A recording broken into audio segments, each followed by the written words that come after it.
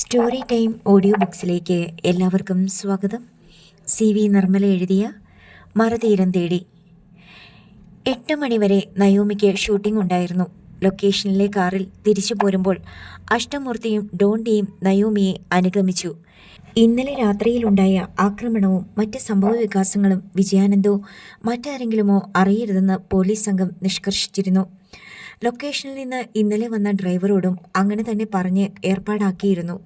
Police നടപടി ഉണ്ടാകുമെന്നാണ് Naomi ആദ്യം വിചാരിച്ചത്. അവൾ അതേപ്പറ്റി അഷ്ടമൂർത്തിയോട് ചോദിച്ചപ്പോൾ ഞങ്ങൾ അല്പം കൂടി വെയിറ്റ് ചെയ്യുകയാണ് എന്നായിരുന്നു മറുപടി. എന്തിനാ വെയിറ്റ് ചെയ്യുന്നേ? ചില പ്രതികളെ കൂടി കിട്ടാനുണ്ട്. അതിന് അല്പം കൂടി സാവകാശം വേണം. കിട്ടിയ പ്രതികളോ? അവർ പോലീസ് കസ്റ്റഡിയിലുണ്ട്. മീഡിയയിലൊന്നും ന്യൂസ് കണ്ടില്ല. ന്യൂസ് കൊടുത്തിട്ടില്ല, അഥവാ നമ്മൾ ആരോടും പറഞ്ഞിട്ടില്ല. ആരാണ് ശരിക്കും ഇതിൻ്റെ മാസ്റ്റർ ബ്രെയിൻ? തട്ടിക്കൊണ്ടുപോകലിൻ്റെയോ അതോ രക്ഷപ്പെടുത്തലിൻ്റെയോ? തട്ടിക്കൊണ്ടുപോകലിൻ്റെ. അത് ഗോപാൽ ഷെഡ്ഡി ആൻഡ് പാർട്ടി. അതിനു മുകളിൽ ആരുമില്ലേ? ഹേമലത ശങ്കർ, അഷ്ടമൂർത്തി പറഞ്ഞു. അതിനും മീതെ അന്വേഷിക്കുന്നുണ്ട്. മുമ്പ് എന്നെ തട്ടിക്കൊണ്ടുപോയതും ഇതേ കൊട്ടേഷൻ ടീമായിരുന്നോ? ചിലരൊക്കെയുണ്ട്, വേറെ ചിലർ ഇല്ല. അന്നത്തെ സംഭവ വികാസങ്ങൾ എന്തൊക്കെയായിരുന്നെന്ന് തെളിഞ്ഞോ? പൂർണ്ണമായിട്ടും ഇല്ല. ചില പ്രധാനപ്പെട്ട വിവരങ്ങൾ കിട്ടി. ഇനിയും പലതും തെളിയാനുണ്ട്. കാർ നയോമിയുടെ വീട്ടിലെത്തി. ഡോണ്ടിയും അഷ്ടമൂർത്തിയും അവളോടൊപ്പം ലിവിംഗ് റൂം വരെ ചെന്നു. ഇനി ഭയപ്പെടാനൊന്നുമില്ലല്ലോ? ഡോണ്ടി ചോദിച്ചു. ഓ, എൻ്റെ ബോഡി ഗാർഡായിട്ട് വന്നതാണോ? നയോമി മറു ചോദ്യമിട്ടു. തൽക്കാലം അങ്ങനെ തന്നെയാ. കോഫി, ടീ എന്തെങ്കിലും? ഒന്നും വേണ്ട മോളെ. അഷ്ടമൂർത്തി പാൻസിൻ്റെ പോക്കറ്റിൽ നിന്ന് ഒരു പെൻഡ്രൈവ് എടുത്ത് അവളുടെ നേർക്ക് നീട്ടി. ഇതെന്താണ്? നയോമി വിസ്മയിച്ചു. ഞങ്ങൾ ഇന്നലെ ഗോപാൽ ഷെഡ്ഡിയെയും മറ്റും ചോദ്യം ചെയ്തതിൻ്റെ വീഡിയോ ഫൂട്ടേജ്. എനിക്കെന്തിനാ ഇത്? ഒന്ന് കണ്ടു നോക്കണം. നയോമി അത് വാങ്ങിവെച്ചു. ചോദ്യം ചെയ്യൽ ഷൂട്ട് ചെയ്തിരുന്നു അല്ലേ? അതെ. തെളിവുകൾ നിലനിൽക്കണ്ടേ? എന്നെ തട്ടിക്കൊണ്ടുപോയത് എന്തിനായിരുന്നെന്ന് അവർ പറഞ്ഞോ? പറഞ്ഞു. എന്തിനായിരുന്നു? അതെല്ലാം ഈ പെൻഡ്രൈവിലുണ്ട്. ഓക്കെ, ഇന്ന് രാത്രി തന്നെ ഞാനിത് കാണണം അല്ലേ? അതെ. നമുക്ക് കുറേ ദിവസം പ്രതികളെ കസ്റ്റഡിയിൽ വെച്ചുകൊണ്ടിരിക്കാൻ പറ്റില്ലല്ലോ, ഡോണ്ടി പറഞ്ഞു. എന്നെ തട്ടിക്കൊണ്ടുപോയ കേസ് എഴുതി തള്ളിയതല്ലേ? വീണ്ടും അത് കുത്തിപ്പൊക്കണോ? ഞങ്ങളിവിടെ സ്റ്റേഷനിൽ അന്വേഷിച്ചു. എഴുതി തള്ളിയിട്ടില്ല. മന്ദഗതിയിലാണെന്നേ ഉള്ളൂ. തെളിയാത്ത കേസുകൾക്ക് 40 വർഷത്തിന് ശേഷം തെളിവ് കിട്ടിയാലും മതി.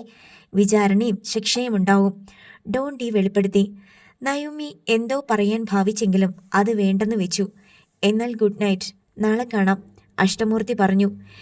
എനിക്കിത് കണ്ട് തീർക്കാൻ എത്ര ദിവസം കിട്ടും? നയോമി ചോദിച്ചു. ആവശ്യമുള്ളത്ര സമയമെടുത്തോളൂ. മണിക്കൂറുകളല്ല ഞാൻ ചോദിച്ചത്, ദിവസങ്ങളാണ്. നയോമി ഡോണ്ടിയെ അപേക്ഷാഭാവത്തിൽ നോക്കി. മാക്സിമം 3 days, അതിൽ കൂടുതലാകരുത്. ശരി, good night. Okay, good night. വാതിലടച്ചേക്ക്. അഷ്ടമൂർത്തിയും ഡോണ്ടിയും വീട് വിട്ടിറങ്ങി. ഗേറ്റിനടുത്ത് കാർ പാർക്ക് ചെയ്തിരുന്നിടത്തേക്ക് പോന്നു. നയോമിയുടെ ചോദ്യങ്ങളെല്ലാം സാവധാനത്തിലായിരുന്നു. കുളിമുറിയിൽ കയറിയ അവൾ കുളിച്ചിറങ്ങാൻ കുറേ സമയമെടുത്തു. മണിക്കൂറുകളോളം. അവളോടൊപ്പം ഭക്ഷണം കഴിക്കാൻ കാത്തിരുന്ന മിന്നുമോൾ സൗദാമിനിയമ്മയുടെ മടിയിലിരുന്ന് ഉറങ്ങിപ്പോയി. ഒന്നിനും ധൃതിയില്ലാത്തവളെ പോലെയായിരുന്നു നയോമി. രാത്രി ഭക്ഷണം കഴിക്കാനിരുന്നപ്പോൾ 12 മണി. നിനക്ക് എന്തു പറ്റി നയോമി? സൗദാമിനിയമ്മ ചോദിച്ചു. എനിക്കറിയില്ല. നീ വളരെ പതുക്കെയായി പോയല്ലോ. എന്തു പറ്റി? നിന്റെ മനസ്സിൽ വേറെ എന്തൊക്കെയോ ആലോചനകളാണല്ലോ. ഞാൻ ഓരോന്ന് ആലോചിക്കുമായിരുന്നു. എന്താ നിന്നെ അലട്ടുന്നത്? ഞാനിവിടെ വന്നുപെട്ടതും തുടർന്നുണ്ടായ ഓരോരോ സംഭവങ്ങളും. അതിലെന്താ ഇത്ര ആലോചിക്കാൻ? പഴയതൊന്നും ഓർമ്മയില്ലല്ലോ നിനക്ക്? അവൾ വെറുതെ മൂളി. നീ അനിലിനോട് പറഞ്ഞോ ഇവിടുത്തെ സേവനം അവസാനിപ്പിക്കാൻ പോവുകയാണെന്ന്? അവസാനിപ്പിക്കുമെന്നല്ല, അവസാനിച്ചേക്കുമെന്നാണ്. അതെന്താ അങ്ങനെ പറഞ്ഞത്? എനിക്ക് അങ്ങനെ തോന്നി. നിനക്കിവിടെ ആരോടെങ്കിലും ദേഷ്യമുണ്ടോ? ഇല്ല, അവൾ നിഷേധാർത്ഥത്തിൽ തലയാട്ടി. കഴിക്കുമോളെ, നീ ചുമ്മാ കൈയിട്ട് ഇളക്കിക്കൊണ്ടിരിക്കുക. നയോമി കുറച്ച് ചോറ് വാരി വായിലിട്ടു. അത് കുറേ നേരം ചവച്ചു. ഇറങ്ങുന്നില്ല. ജഗജിത്ത് വലിയ വിഷമത്തിലാ, സൗദാമിനിയമ്മ പറഞ്ഞു. എന്തു പറ്റി? അവൻ്റെ പഠിപ്പ് മുടങ്ങിയില്ലേ? ഞാൻ കാരണമാണോ? അല്ല, കുറ്റം അവൻ്റെ തന്നെയാ. ആ റാഗിങ് സംഭവത്തിൽ അവൻ പെട്ടുപോയതാ. പക്ഷേ സസ്പെൻഡ് ചെയ്യാനുള്ള കുറ്റമൊന്നും അവൻ ചെയ്തില്ല. ജഗജിത്ത് തിരിച്ചു പോയില്ലേ? നയോമിയുടെ ചോദ്യം കേട്ട് സൗദാമിനിയമ്മ കണ്ണുമിഴിച്ചു. നീ ഈ വീട്ടിലെങ്ങുമല്ലേ താമസം? ഞാനവനെ കാണാറില്ലല്ലോ. നിന്റെ മുന്നിൽ വരാനുള്ള മടി കൊണ്ട് വരാത്തതാ. അവനിവിടെ വന്നിട്ട് ദിവസങ്ങളായി. വന്നത് ഞാൻ ഓർക്കുന്നു. തിരിച്ചു പോണെങ്കിൽ ഫൈൻ അടയ്ക്കണം. രക്ഷകർത്താവ് കൂടെ ചെന്ന് കോളേജുകാരെ കണ്ട് സംസാരിക്കണം. അതൊന്നും പറഞ്ഞില്ലല്ലോ. സൂചിപ്പിച്ചായിരുന്നു. ശരി, ഞാനൊന്ന് ആലോചിക്കട്ടെ. പിന്നെ മാളുവിൻ്റെ അടുത്ത സെമസ്റ്റർ ഫീസ് കൊടുക്കേണ്ട സമയമായി. അവളും ഇവിടെയുണ്ടോ? ഇല്ല, വന്നിട്ടില്ല. ഫോൺ വിളിച്ച് പറഞ്ഞതാ. ശരി, കൊടുത്തേക്കാം. നയോമി കുറേയധികം നേരം ചോറ് ചവച്ചുകൊണ്ടിരുന്നു. എത്ര ശ്രമിച്ചിട്ടും വിളമ്പി വെച്ചതിൻ്റെ പാതി പോലും കഴിക്കാൻ സാധിച്ചില്ല. ഒടുവിൽ അവൾ എഴുന്നേറ്റ് കൈ കഴുകി. അച്ഛനെ ആശുപത്രിയിൽ കൊണ്ടുപോയി ചെക്കപ്പ് നടത്തേണ്ട സമയമായി. സൗദാമിനി അമ്മ പറഞ്ഞു. അതിനെന്താ, കൊണ്ടുപോകാം. നയോമി മുറിയിലേക്ക് നടന്നു. മുറിയിൽ കയറി വാതിലടച്ച ശേഷം അവൾ പെൻഡ്രൈവ് എടുത്തു നോക്കി. ഇത് കണ്ടു തീരുന്ന നിമിഷം തൻ്റെ ഇവിടുത്തെ ജീവിതം അവസാനിക്കുകയാണെന്ന ഓർമ്മ അവളെ ഉലച്ചു. അവൾ പെൻഡ്രൈവ് USB പോർട്ടിൽ തിരുകി. ലാപ്ടോപ്പിൽ ന്യൂ സോഫ്റ്റ്വെയറിൻ്റെ സാന്നിധ്യം തെളിഞ്ഞു. അതിലെ ഫയലുകളിലേക്ക് അവൾ മൗസിനെ നയിച്ചു. ഒരു മുറിയിൽ ഏതോ ഒരാളെ നിലത്തിരുത്തിയിരിക്കുകയാണ്. തലയ്ക്ക് മീതെ വെളിച്ചം. ആരുടെയോ ചോദ്യം. നയോമിയെ നിങ്ങൾ തട്ടിക്കൊണ്ടുപോയത് എങ്ങോട്ടാണ്? എത്ര ദിവസം ജീവനോടെ അവളെ ഒളിപ്പിച്ചു വെച്ചു? അവളെ ആര് കൊലപ്പെടുത്തി? എങ്ങനെ കൊലപ്പെടുത്തി? ശവം എവിടെ മറവ് ചെയ്തു? ഈ ചോദ്യങ്ങൾക്കെല്ലാം ഉത്തരം കിട്ടണം. ക്യാമറ കണ്ണിന് നേർക്ക് വെള്ളത്തിൽ വീണ് നനഞ്ഞ പുലിയെ പോലെ അയാൾ ഭീതിയോടെ നോക്കുന്നു. നയോമി ശ്വാസമടക്കി. അയാൾ സംസാരിക്കാൻ വേണ്ടി വായ തുറന്നപ്പോൾ പല്ലുകളിലും നാവിലും ചോര പുരണ്ടിരിക്കുന്നത് നയോമി കണ്ടു. അയാൾക്ക് നല്ല ഇടി കിട്ടിയിട്ടുണ്ടെന്ന് അവൾക്ക് മനസ്സിലായി. ഒരാളെ കൊണ്ട് സത്യം പറയിക്കുന്നതിനാവശ്യമായ ചതുരുപായങ്ങളും പോലീസ് അയാളുടെ മേൽ പ്രയോഗിച്ചു കഴിഞ്ഞുവെന്ന് അവൾക്ക് മനസ്സിലായി. നിന്റെ പേര് പറഞ്ഞു തുടങ്ങടാ. ആരോ നിർദ്ദേശിക്കുന്ന ശബ്ദം മാത്രം.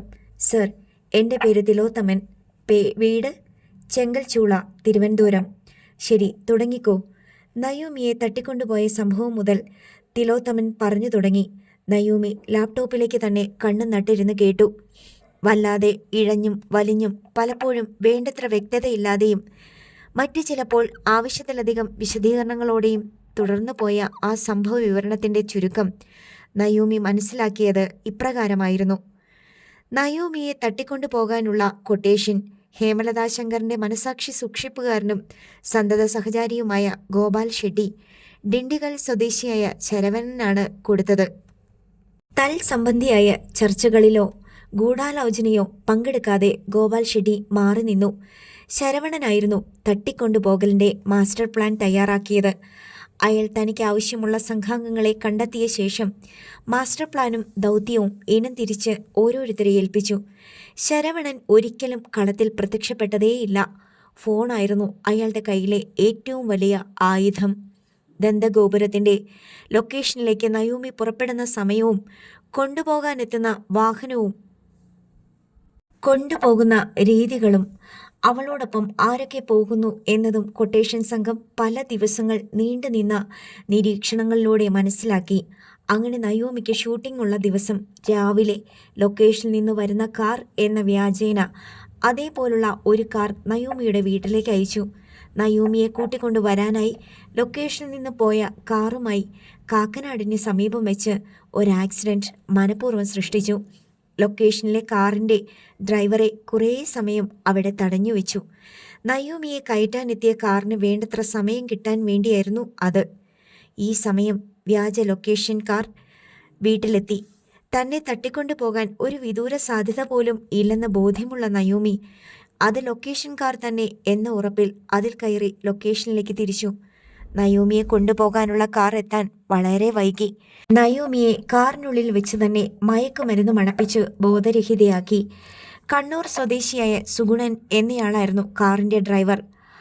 ആലുവയ്ക്കടുത്ത് വരാപ്പുഴയിലുള്ള ആൾതാമസമില്ലാത്ത ഒരു വീട്ടുവളപ്പിലെ ഗ്യാരേജിൽ വെച്ച് നയോമിയെ മറ്റൊരു കാറിലേക്ക് മാറ്റിക്കയറ്റി. അതിൻ്റെ ബാക്ക് സീറ്റിനടിയിൽ ഒരാൾക്ക് കിടക്കാൻ പാകത്തിലൊരു ബോക്സ് മുൻകൂട്ടി നിർമ്മിച്ചിട്ടുണ്ടായിരുന്നു.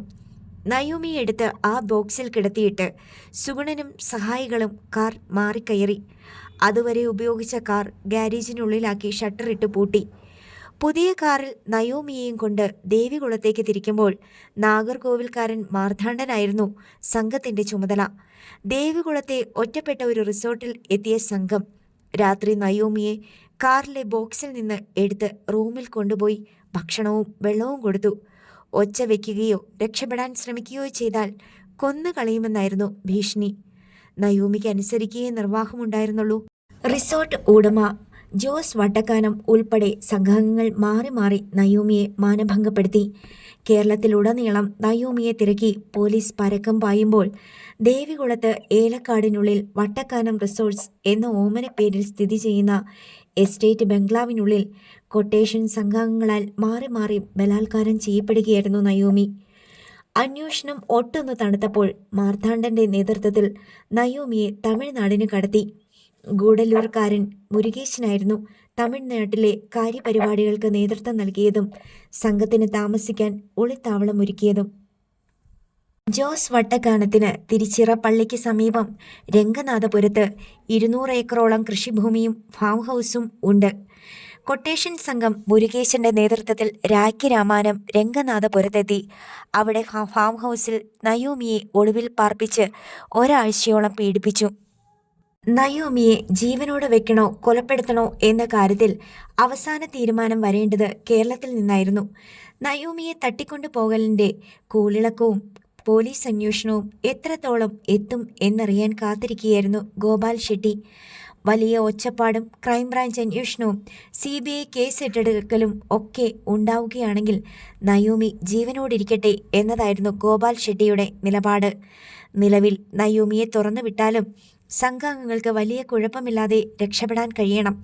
കൊന്നുകളയുകയും കേസ് CBI ഏറ്റെടുക്കുകയും ചെയ്താൽ എല്ലാവരും കുടുങ്ങിയെന്നിരിക്കും.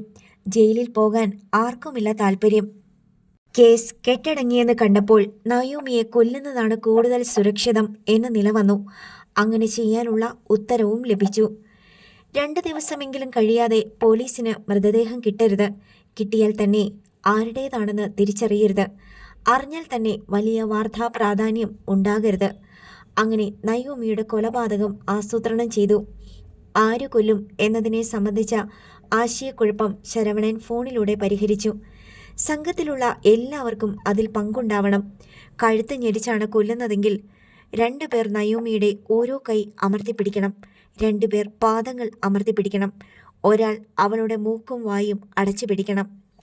കൊല്ലാനുള്ള ദിവസം നിശ്ചയിച്ചു. വധിക്കപ്പെട്ടേക്കുമെന്ന സംശയം നയോമിക്ക് ഉണ്ടായിരുന്നതായി തിലോത്തമൻ വിവരിക്കുന്നുണ്ട്. കൊട്ടേഷൻ സംഘത്തിന് തന്നെ മറ്റൊരു കൊട്ടേഷൻ നൽകാൻ അവൾ തയ്യാറായി. തന്നെ കൊല്ലാതെ വിട്ടയച്ചാൽ കൊട്ടേഷൻ സംഘത്തിന് ഇപ്പോൾ കിട്ടിയതിൻ്റെ ഇരട്ടി തുക പ്രതിഫലം കൊടുക്കും. തന്നെ തട്ടിക്കൊണ്ടുപോയവർ ആരെന്നോ ആരെങ്കിലും തന്നെ പീഡിപ്പിച്ചുവെന്നോ ഒരിക്കലും വെളിപ്പെടുത്തുകയില്ല. കൊട്ടേഷൻ സംഘം ആ ഓഫറും മനസ്സിൽ വെച്ച് ഒരു ദിവസം മുഴുവൻ ചർച്ച നടത്തിയെങ്കിലും ഒടുവിൽ അത് നിരസിക്കാൻ തന്നെയായിരുന്നു തീരുമാനം. ശരവണൻ ആ പദ്ധതി അംഗീകരിക്കാൻ തയ്യാറല്ല എന്നതായിരുന്നു കാരണം. ഒരേ സമയത്ത് 2 യജമാനന്മാരെ സേവിക്കേണ്ട എന്നതായിരുന്നു അയാളുടെ രീതി. വാക്കു പറഞ്ഞ് ജോലി ഏറ്റെടുത്താൽ അത് നടത്തിയിരിക്കണം. കൂടുതൽ പ്രതിഫലം മോഹിച്ച് നയോമിയെ രക്ഷപ്പെടാൻ അനുവദിച്ചാൽ എല്ലാവരെയും കേസിൽ കൊടുക്കുമെന്നും ശരവണൻ ഭീഷണിപ്പെടുത്തി. നയോമിയുടെ ആയുസ്സിന് അന്ത്യം കുറിക്കപ്പെടുകയായിരുന്നു. ശരവണന്റെ പദ്ധതി അനുസരിച്ച് തന്നെ കാര്യങ്ങൾ നടന്നു. നയോമി ക്രൂരമായി കൊല ചെയ്യപ്പെട്ടു. മൃതദേഹം പ്ലാസ്റ്റിക്കിൽ പൊതിഞ്ഞു കെട്ടി കാറിന്റെ ഡിക്കിയിലിട്ട് വിജനമായ പാടശേഖരത്ത് എത്തിച്ചു. അവിടെ നിന്ന് ചുമന്നുകൊണ്ടുപോയി. പാടശേഖരത്തിന് കുറുകെയുള്ള റെയിൽ പാലത്തിനടിയിലെ ചെളിയിൽ കൊണ്ടിട്ട് പെട്രോൾ ഒഴിച്ച് കത്തിച്ചു. മുഖം ചെളിയിൽ പൊതിഞ്ഞു പോയതിനാൽ ഭാഗികമായി തീപ്പൊള്ളലേറ്റുള്ളൂ. കൊട്ടേഷൻ സംഘം അപ്പോൾ തന്നെ മടങ്ങി. ഫാം ഹൗസിൽ എത്തിയ ശേഷം ഓരോരുത്തർ അവരവരുടെ വഴിക്ക് പിരിഞ്ഞു. പ്രതിഫലം കൈപ്പറ്റാൻ ശരവണനെയായിരുന്നു സമീപിക്കേണ്ടിയിരുന്നത്. മാർത്താണ്ഡൻ കാറുമായി ദേവികുളത്തേക്ക് പോയി. അവിടെ നിന്ന് അയാൾ വരാപ്പുഴയിലേക്ക് മടങ്ങി. സുഗുണൻ കണ്ണൂരിലേക്ക് മടങ്ങി. മുരുകേശൻ ഫാം ഹൗസിൽ തന്നെ തങ്ങി. നയോമിയുടെ മൃതദേഹം പോലീസ് കണ്ടെടുത്തു എന്ന് കേട്ടതും അയാൾ ഫാം ഹൗസ് ഉപേക്ഷിച്ച് ഗൂഡല്ലൂരിലേക്ക് തിരിച്ചുപോയി. മണിയനും ഗണേശനും ആദവും ജോസ് വട്ടക്കാനത്തിൻ്റെ റിസോർട്ടിൽ താമസിച്ചു. പോലീസിന്റെ നീക്കങ്ങൾ അന്വേഷിക്കാൻ ശരവണനെയായിരുന്നു ചുമതലപ്പെടുത്തിയത്. ഗോപാൽ ഷെട്ടിക്ക് ശരവണൻ അപകട സൂചനയൊന്നും നൽകിയില്ല. ആ കൊലപാതകം തേഞ്ഞു മറിഞ്ഞു പോയതായി എല്ലാവരും ആശ്വസിച്ചു.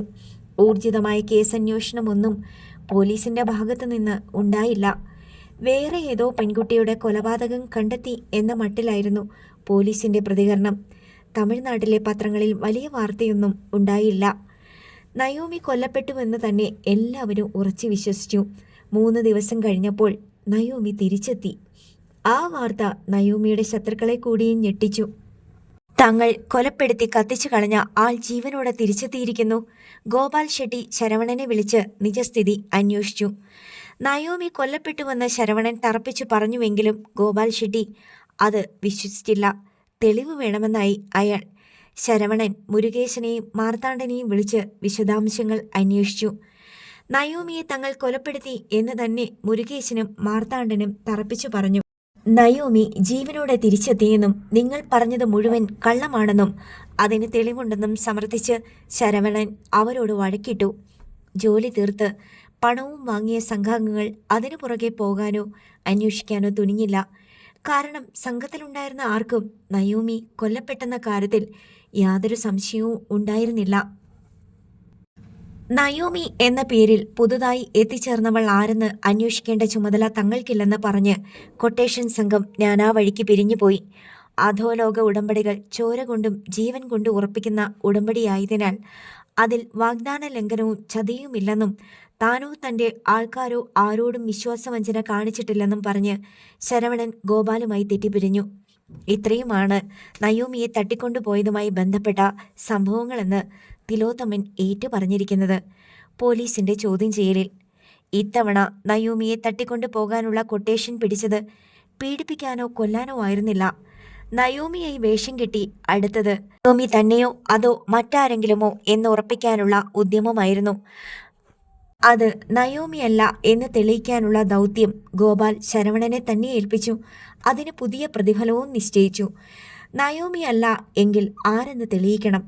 എന്തിന് എന്ന് വെളിവാക്കണം. നയോമിയെ തുടരുന്നതിൽ അവർക്ക് സന്തോഷമേയുള്ളൂ. യഥാർത്ഥ നയോമിയുടെ കൊലപാതകം ലോകം അറിയാതെ മണ്ണിനടിയിൽ മറിഞ്ഞു കിടന്നോളുമല്ലോ. പക്ഷേ നയോമിയുടെ വേഷം കെട്ടുന്നവൾ അവരെ ഉപദ്രവിക്കാൻ പാടില്ല. ഇതായിരുന്നു പുതിയ കൊട്ടേഷൻ വ്യവസ്ഥകൾ.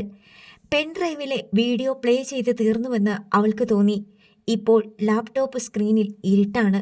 നയോമി ഒന്ന് നിവർന്നിരുന്നു. പെട്ടെന്ന് സ്ക്രീനിൽ ഒരാൾ രൂപം വന്നു. അഷ്ടമൂർത്തി. അയാൾ വിരൽ ഞൊടിച്ചു. ഹലോ സിതാര, നയോമി കൊല്ലപ്പെട്ടു. കൊലപാതകികളിൽ ചിലർ പോലീസ് പിടിയിലായി. ഇനി നീയാണ് തീരുമാനമെടുക്കേണ്ടത്. നയോമി വേഷം അഭിനയിച്ചു തീർക്കാൻ അല്ലെങ്കിൽ അഴിച്ചു വെക്കാൻ നിനക്കിനി എത്ര ദിവസം കൂടി വേണം? വിരലിൽ എണ്ണാവുന്ന ദിവസങ്ങളെ പാടുള്ളൂ, കൂടുതലാകരുത്. സ്ക്രീൻ മങ്ങി. അഷ്ടമൂർത്തി മാഞ്ഞു. സ്ക്രീനിൽ വീണ്ടും ഇരുട്ടായി. രാവിലെ ഉണർന്ന് ചായയിട്ട് എല്ലാവർക്കും കൊടുത്ത് നയോമിയുടെ വാതിൽ വന്നു മുട്ടിയ സൗദാമിനിയമ്മ അല്പം കാത്തു നിന്ന ശേഷം തിരികെ പോയി. ജഗജിത്ത് പത്രം വായിച്ചുകൊണ്ട് സിറ്റൗട്ടിലിരുന്നു. അമ്മ കൊടുത്ത ചായ ഇടയ്ക്കിടെ ഓരോ കവിൾ രുചിച്ചു. ജഗജിത്തിന്റെ ചായ കുടി അങ്ങനെയാണ്. പൊള്ളുന്ന ചൂട് മുതൽ തീർത്തും തണുക്കുന്നതുവരെ ഓരോ ഇറക്ക് ചായ സിപ്പ് ചെയ്തുകൊണ്ടിരിക്കും. ജഗൻ. പിന്നിൽ നിന്ന് വിളികേട്ട് ജഗജിത്ത് മുഖമുയർത്തി തലതിരിച്ചു നോക്കി. നയോമി നിൽക്കുന്നത് കണ്ട് അവന് അത്ഭുതം തോന്നി. സാധാരണ ലൊക്കേഷനിലേക്ക് പോകുമ്പോൾ സാരിയാണ് ധരിക്കാറ്. ഇപ്പോൾ ചുരിദാർ. ആകപ്പാടെ ഒരു മാറ്റം. ചീകി വെച്ചിരിക്കുന്ന സ്റ്റൈൽ പോലും മാറി. പ്രായം പെട്ടെന്ന് കുറഞ്ഞതുപോലെ. ഇന്ന് ഷൂട്ടിംഗ് ഇല്ലേ? ഉണ്ട്, അവൾ പറഞ്ഞു. എന്നിട്ട് ജഗജിത്തിനെ സൂക്ഷിച്ചു നോക്കി. നിനക്ക് കോളേജിലേക്ക് തിരിച്ചു പോകണ്ടേ? പോകണമായിരുന്നു. ചേച്ചി ഒന്നും പറഞ്ഞില്ല. നീ എന്നോടൊന്നും പറഞ്ഞില്ല. അമ്മയോട് പറഞ്ഞായിരുന്നു. പേടിയായിട്ടാ ചേച്ചിയോട് പറയാതിരുന്നേ. റാഗിങ്ങിൻ്റെ പേരിലല്ലേ നിന്നെ കോളേജിൽ നിന്ന് സസ്പെൻഡ് ചെയ്തത്? പക്ഷേ ഞാൻ നിരപരാധിയാണ് ചേച്ചി. ഞാൻ അവിടെ നിന്നോട് ചോദിച്ചതിന് ഉത്തരം പറ. ശരിയാ, റാഗിങ്ങിൻ്റെ പേരില്ല. ചെയ്തിട്ടില്ല എന്ന് പറയാൻ നിൽക്കണ്ട. ചെയ്തത് തെറ്റായിപ്പോയി എന്ന് മാപ്പ് പറഞ്ഞാലല്ലേ തിരിച്ചു കയറാൻ പറ്റൂ. അത്രയേ പറ്റൂ. പക്ഷേ ചേച്ചി എന്നെ തെറ്റിദ്ധരിക്കുമല്ലോ എന്ന് ഓർക്കുമ്പോൾ. എൻ്റെ കാര്യം വിട്ടേക്ക്. ഞാൻ എന്ത് ധരിച്ചാലും നിന്നെ ബാധിക്കാതിരുന്നാൽ പോരെ. എനിക്ക് നിന്നെ പഠിപ്പിക്കാൻ അയക്കേണ്ട ഒരാവശ്യവുമില്ലായിരുന്നു. എന്നിട്ട് ഞാൻ ചെയ്തില്ലേ? ഇപ്പോൾ നിനക്ക് വേണ്ടി തിരുനെൽവേലി വരെ വന്ന് പ്രിൻസിപ്പാലിൻ്റെ കാല് പിടിക്കേണ്ട ആവശ്യവുമില്ല. എന്നാലും ഞാൻ വരാം. ഇന്ന് രാത്രി തന്നെ പോകാനുള്ള ടിക്കറ്റ് ബുക്ക് ചെയ്തേക്കണം. ജഗജിത്ത് വിശ്വാസം വരാതെ അവളെ നോക്കി. ഇന്ന് ഷൂട്ടിംഗ് ഉണ്ട്. അത് കഴിയുമ്പോൾ രാത്രിയാകും. അതുകൊണ്ടാ പറഞ്ഞത് രാത്രി പുറപ്പെടാന്ന്. ചേച്ചി, ഞാനൊരു തെറ്റും ചെയ്തിട്ടില്ല. എൻ്റെ റൂമിൽ. ജഗജിത്തിൻ്റെ കണ്ടമിടറി. ഞാൻ പറഞ്ഞ പോലെ നീ ചെയ്യ്. അത്രയും പറഞ്ഞ് അവൾ സൗദാമിനി അമ്മയുടെ അടുത്തേക്ക് പോയി. നിന്റെ ചായ തണുത്തു, ഞാൻ വേറെ ഇട്ട് തരാം, സൗദാമിനി അമ്മ പറഞ്ഞു. എന്നിട്ട് കൗതുകത്തോടെ അവളെ നോക്കി. ഇതെന്താ ആകെ ഒരു മാറ്റം? ആൾ മാറാട്ടം, അവൾ പറഞ്ഞു. കണ്ടാലും തോന്നും. സൗദാമിനിയമ്മ ചിരിച്ചു. അവർ നയോമിക്ക് വേണ്ടി ചായ ഇടുന്നതിനിടയിൽ അവൾ പറഞ്ഞു, ഇന്ന് ജഗനെയും കൂട്ടി രാത്രി തിരുനെൽവേലിക്ക് പോകും. കൊണ്ടുപോകാനുള്ളതൊക്കെ പാക്ക് ചെയ്ത് വെക്കാൻ അവനോട് പറയണം. സൗദാമിനിയമ്മ വിസ്മയത്തോടെ അവളെ നോക്കി. നീ സമ്മതിച്ചോ അവൻ്റെ അടുത്ത്? തെറ്റുപറ്റിപ്പോയില്ലേ? അതിൻ്റെ പേരിൽ അവൻ്റെ പഠിപ്പ് ഇല്ലാതാകണ്ട. അവന് ഭയങ്കര വിഷമമായിരുന്നു. നീ അവനോട് ക്ഷമിച്ചില്ലെന്നും പറഞ്ഞ് ഇന്നലെ രാത്രിയിലും കരഞ്ഞു. മാളവികയ്ക്ക് എന്തെങ്കിലും ആവശ്യമുണ്ടെങ്കിൽ പറയണം. അവൾക്ക് എന്തെങ്കിലും വാങ്ങിക്കൊടുക്കാനുണ്ടോ? അവളുടെ ഫീസ് കെട്ടണോ? ഇന്ന് തന്നെ പറയണം. അവളെ വിളിച്ച് ചോദിക്കട്ടെ. ഹോസ്റ്റൽ ഫീസ് കൊടുക്കാറായിന്ന് കഴിഞ്ഞ ദിവസം വിളിച്ചപ്പോൾ പറഞ്ഞു. അത് എത്രയാണെന്ന് ചോദിച്ചു വെക്കണം. അനിലേട്ടൻ ഒരു സർജറി കൂടി ഉണ്ടെന്ന് പറഞ്ഞിരുന്നല്ലോ. അതെന്നാണ് ചെയ്യേണ്ടത്? അതിന് എത്ര പണം വേണ്ടി വരും? അതും കൂടി അന്വേഷിച്ചിട്ട് എത്രയാണെന്ന് വെച്ചാൽ പറയണം. ഇതെന്താ നീ എല്ലാ കണക്കും ഒന്നിച്ച് തീർക്കാൻ പോണ പോലെ? ഇപ്പോൾ എനിക്ക് കുറച്ച് പൈസ കിട്ടിയേക്കും. കയ്യിൽ വെച്ചിരുന്നിട്ട് കാര്യമില്ലല്ലോ. ചെയ്യാനുള്ളത് ചെയ്തു തീർക്കുന്നതല്ലേ നല്ലത്. ഇതിനിടയിൽ ചായ തയ്യാറായി. സൗദാമിനിയമ്മ ചൂട് ചായ പകർന്നു കൊടുത്തു. നയോമി അത് കുടിച്ചുകൊണ്ടിരിക്കെ കുളിച്ച് വേഷം മാറി അണിഞ്ഞൊരുങ്ങി മിന്നുമോൾ വന്നു. പുറകെ സുജിതയും. മിന്നുമോൾ നയോമിയെ ചാരി നിൽക്കുകയും കെട്ടിപ്പിടിക്കുകയും വട്ടം ചുറ്റുകയും ചെയ്തു. നീ രാവിലെ തന്നെ അവളെ കുളിപ്പിച്ചൊരുക്കിയല്ലോ. എന്താ പ്രോഗ്രാം? നയോമി സുജിതയോട് തിരക്കി. ഒന്നുമില്ലെന്ന് സുജിത ചുമൽ കൂച്ചി. ഇവളുടെ കല്യാണം നടത്തണ്ടേ അമ്മേ? മാട്രിമോണിയലിൽ ഒരു പരസ്യം കൊടുക്കാം. വേണ്ടെന്ന് സുജിത തലവെട്ടിച്ചു. സംസാരിക്കാൻ കഴിയാത്തവരും കല്യാണം കഴിച്ച് ജീവിക്കുന്നുണ്ട്, നയോമി പറഞ്ഞു. നിനക്കിണങ്ങിയ ഒരാളെ നമുക്ക് കണ്ടുപിടിക്കാം. കിട്ടാതൊന്നും ഇരിക്കില്ല. പുരുഷന്മാരിലുമുണ്ട് പലതരത്തിലുള്ള പോരായ്മകൾ. നമുക്ക് നോക്കാം. ഇതെല്ലാം കൂടി ഇന്നേ ദിവസം തന്നെ നയോമി എന്തിനു പറയുന്നു എന്ന് സൗദാമിനിയമ്മയ്ക്ക് ഒരെത്തും പിടിയും കിട്ടിയില്ല. നയോമി ചായ കുടിച്ചുകൊണ്ട് നിൽക്കെ ഗേറ്റിൽ നിന്ന് ഹോൺ ശബ്ദം കേട്ടു. ലൊക്കേഷനിൽ നിന്ന് കാർ എത്തിയെന്ന് അവൾക്ക് മനസ്സിലായി. ഞാൻ പോയിട്ട് വരാം, അവൾ സൗദാമിനിയമ്മയോട് പറഞ്ഞു. ഒന്നും കഴിച്ചില്ലല്ലോ? സൗദാമിനിയമ്മ ചോദിച്ചു. ഞാൻ ഇടിയപ്പവും കടലക്കറിയും ഉണ്ടാക്കിയിട്ടുണ്ട്. ഞാൻ ലൊക്കേഷനിൽ ചെന്ന് കഴിച്ചോളാം. നയോമി മിന്നുമോളെ എടുത്ത് ഡൈനിങ് ടേബിളിൽ ഇരുത്തി കെട്ടിപ്പിടിച്ച് നെറ്റിയിൽ ഒരു മുത്തം കൊടുത്തു. മിന്നുമോൾ ഒരു മുത്തം തിരിച്ചും കൊടുത്തു. പിന്നെ മുറിയിൽ കയറി ട്രോളി ബാഗ് എടുത്തു. അതുമായി സിറ്റൗട്ടിലേക്ക് നീങ്ങുമ്പോൾ കൃഷ്ണമ്മ അവരുടെ മുറിയുടെ വാതിൽക്കൽ വന്ന് ചോദിച്ചു, ഞാൻ വരണോ മോളെ? വേണ്ട, ലൊക്കേഷനിൽ നിന്ന് കാറ് വന്നു. സിറ്റൗട്ടിൽ പത്രം മറിച്ചു നോക്കി ഉദയഭാനു നിൽപ്പുണ്ടായിരുന്നു. കയ്യിൽ പൈസയൊന്നുമില്ല. അയാൾ തല ചൊറിഞ്ഞു. പേഴ്സിൽ നിന്ന് ഏതാനും നോട്ടുകൾ എടുത്തു കൊടുത്തിട്ട് നയോമി പറഞ്ഞു, ഇതെല്ലാം ഉടനെ നിൽക്കും. എന്തെങ്കിലും ജോലി ചെയ്ത് ജീവിക്കണം. അവൾ പ്രതികരണത്തിന് കാത്തു നിൽക്കാതെ മുറ്റത്തേക്ക് ഇറങ്ങിപ്പോയി. ലൊക്കേഷനിൽ നിന്ന് വന്ന കാറിൻ്റെ ഡ്രൈവർ പുറത്തിറങ്ങി നിൽപ്പുണ്ടായിരുന്നു. നയോമിയെ കണ്ടയുടൻ അയാൾ ഡ്രൈവിംഗ് സീറ്റിൽ കയറിയിരുന്നു. നയോമി കാറിൽ കയറാനായി ലഗേജ് അതിലേക്ക് വെച്ചു. അപ്പോഴേക്കും ഹോൺ അടിച്ചുകൊണ്ട് ഒരു കാർ അവിടേക്ക് വന്നു. അഷ്ടമൂർത്തിയുടെ കാറായിരുന്നു അത്. ഡോർ ഹാൻഡിലിൽ നിന്ന് പിടിവിട്ട് നയോമി അഷ്ടമൂർത്തിയെ നോക്കി നിന്നു. അഷ്ടമൂർത്തി കാറിൽ നിന്നിറങ്ങി വന്നു. എന്താ പ്രോഗ്രാം? അയാൾ തിരക്കി. ഷൂട്ടിംഗ് ഉണ്ട്, അവൾ ലാഘവത്തോടെ പറഞ്ഞു. ഞാൻ കൊണ്ടുവിടാം എൻ്റെ കാറിൽ. കേറിക്കോ, അഷ്ടമൂർത്തി പറഞ്ഞു. നയോമി ലൊക്കേഷൻ കാറിൻ്റെ ഡ്രൈവറെ നോക്കി. ഞാൻ ഈ കാറിൽ പോവുക, പുറകെ വന്നാൽ മതി. ബാഗ് അതിലിരിപ്പുണ്ട്. ഡ്രൈവർ തലയാട്ടി. നയോമി ചെന്ന് അഷ്ടമൂർത്തിയുടെ കാറിൽ കയറി. അഷ്ടമൂർത്തിയും കയറി. കാർ സ്റ്റാർട്ട് ചെയ്ത് തിരിച്ചെടുത്തു. ഇന്നലെ രാത്രി വീഡിയോ ക്ലിപ്പിംഗ്സ് മുഴുവൻ കണ്ടോ? അഷ്ടമൂർത്തി ചോദിച്ചു. കണ്ടു. നീ ഇപ്പോൾ നയോമിയോ അതോ സിതാര മഹാദേവനോ? നയോമി. അവൾ പിറുപിറുത്തു. നയോമി മരിച്ചു പോയല്ലോ. 4 ദിവസം കൂടി ജീവിച്ചിരിക്കും. 4 ദിവസം എന്തിനാ അത്രയും? നയോമിക്ക് കുറച്ച് കാര്യങ്ങൾ ചെയ്തു തീർക്കാനുണ്ട്. നയോമിയുടെ കൊലയാളികൾ പോലീസിൻ്റെ കസ്റ്റഡിയിലാണ്, അറിയാം. സിതാരയ്ക്ക് എന്താണ് സംഭവിച്ചത്? അത് സിതാരയോട് ചോദിക്കണം. 4 ദിവസം കൂടി നീ ആൾമാറാട്ടം തുടരാൻ തീരുമാനിച്ചുവല്ലേ? നയോമി മുഖം തിരിച്ച് അഷ്ടമൂർത്തിയെ നോക്കി. അവൾ ഒന്നും പറഞ്ഞില്ല. എങ്കിലും ആ നോട്ടം അർദ്ധഗർഭമായിരുന്നു. അഷ്ടമൂർത്തി ഡ്രൈവിങ്ങിലേക്ക് ശ്രദ്ധ കേന്ദ്രീകരിച്ചു. അടുത്ത ഭാഗം നാളെ.